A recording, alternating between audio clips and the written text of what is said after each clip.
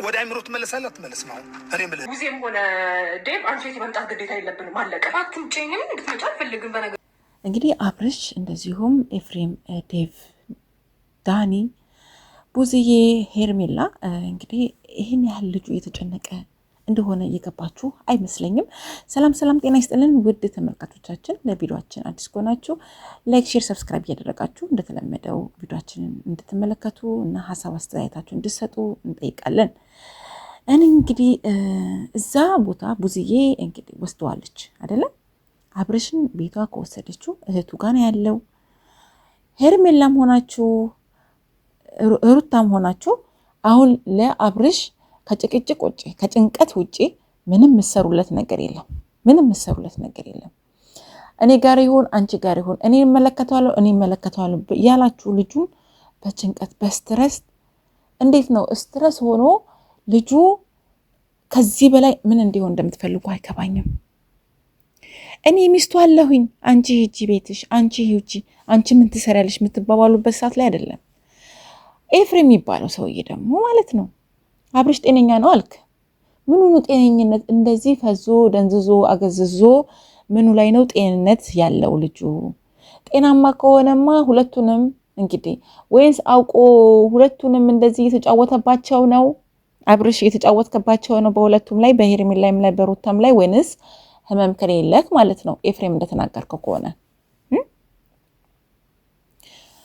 እና ስለዚህ አሁንም ቢሆን ከጥላቻ ፍቅራችሁን አስቀድማችሁ ከዚህ በላይ ፈጣሪ እንዲምረው ለማድረግ መሞከር ነው እንጂ ልጁን እንደዚህ ታሞ እንደዚህ ሆኖ እየታየ የኔ ይሻላል የኔ ቅደም የኔ ይሁን እኔ ጋር ካልሆነ የሚባለው ነገር ይሆናል ወይ እንዴ?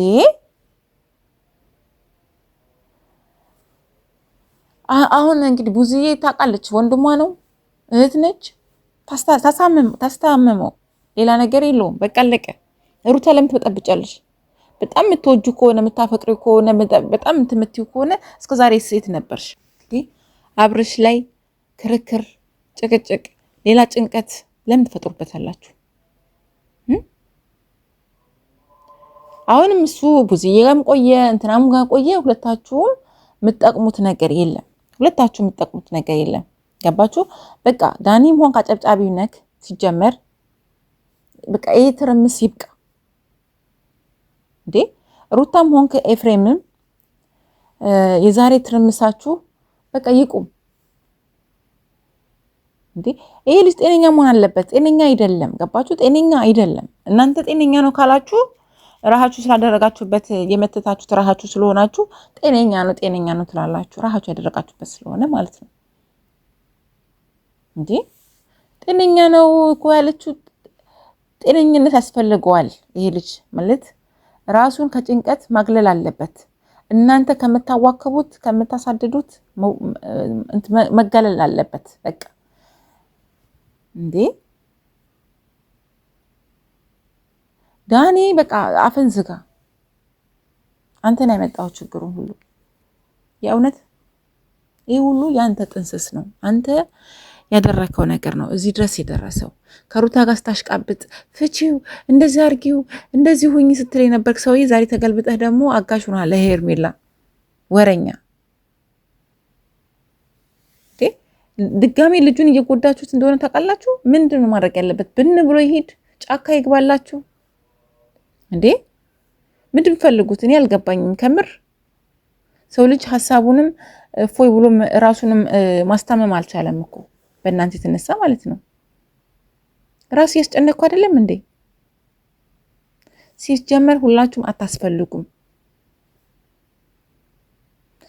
ሕክምናውም ለመስቀንም እንደገና የሚጨርስ ከሆነም ቀስ ብሎ ይጨርስ። በቃ እናንተ ሂዱ። ቡዝዬ ያለች ቡዝዬ ታስታምመዋለች። አለቀ በቃ። ሲድን እንግዲህ ታወሩታላችሁ። አሁን ላይ ምንም ማውራት አልቻለም አይደለ? ሲድን ታወሩታላችሁ። አሁን ሳለ ምንድነው ለእናንተ ሀሳብስ የሚሰጠው እንዴ? ሩታ ልውሰደው፣ እኔ ጋር ይቀመጥ፣ እንደፈለጋችሁ የተጫወታችሁበት ነው። መጀመሪያ ጤናው ነው የሚቀድመው እንዴ? ስለዚህ እዚህ ቡዜ ጋር 5 ቀኑን ያስታምም፣ ከዛ በኋላ ጤነኛ ይሆን ወደ ራሱ ያስብ። ማሰብ ሲጀምር እንግዲህ ያለውን ነገር ራሱ ይወስናል። እናንተና ወደዚህ ና ሂድ ወደዚህ እንደበግ ብላችሁት አይደለም። ገባችሁ እንዴ?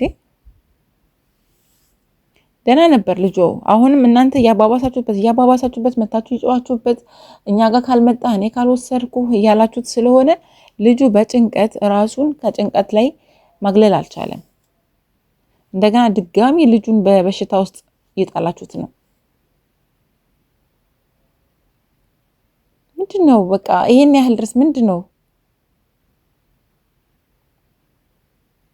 ይሄ?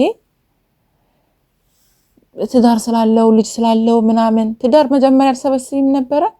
ልጅ እንዳለው መጀመሪያ አታውቂም ነበረ? ስትበትኝ ህይወትሽና ትዳርሽን ዛሬ ላይ ሲታመም ያወቅሽው። ያንቺም ደግሞ መጀመሪያ የት ነበርሽ እስካሁን ድረስ? ፍቺ ላይና ቤት ቆጠራ ላይ አልነበርሽ? ንብረት ቆጠራ ላይ አልነበርሽ? አሁን ነው ሄርሜላ በደንብ ስተንከባከበውና እንዴ ሲፋፋ ስታዩ አማረሽ።